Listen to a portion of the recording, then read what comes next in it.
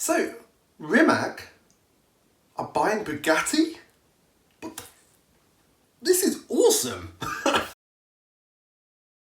Okay, so I've literally just heard this news, and because I've been following Rimac for quite a long time, I thought I'd share a bit of information because on paper, well, the headlines, they're saying that Rimac, which is a small company, are buying Bugatti, or Bugatti if you're an American. That's a shout out to Tim if he's watching.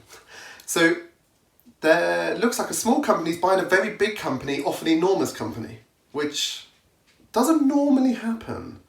But there's a few reasons why this is really interesting. So the number one reason is the car world is actually a lot smaller than it appears. VW are the parent company of Bugatti, but they're also the parent company of Porsche.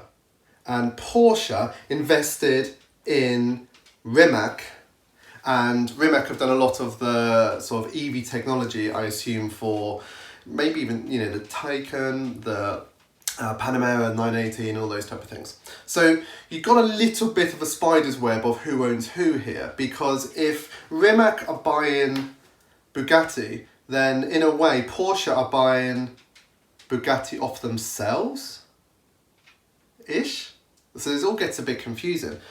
So let's not worry about who owns who. Let's look at the bigger picture here and why this is possibly the coolest news of 2020, because we haven't had battery day from Tesla yet.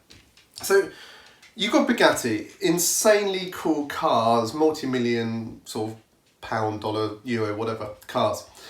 But they haven't got an EV option yet. And they've just been, you know, using the Chiron and doing some really cool stuff with it with the petrol world. And they've kind of hit this point where they're trying to sell cars for sort of 3 million or something.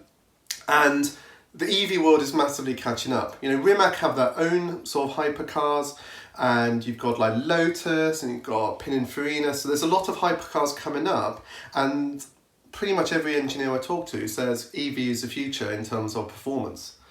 But is Bugatti going to be left behind because they're just concentrating on this sort of petrol-powered drivetrain? So this actually makes a lot of sense because Rimac already have that technology, but as a brand, unless you're sort of really into the car world, you've probably not heard of them.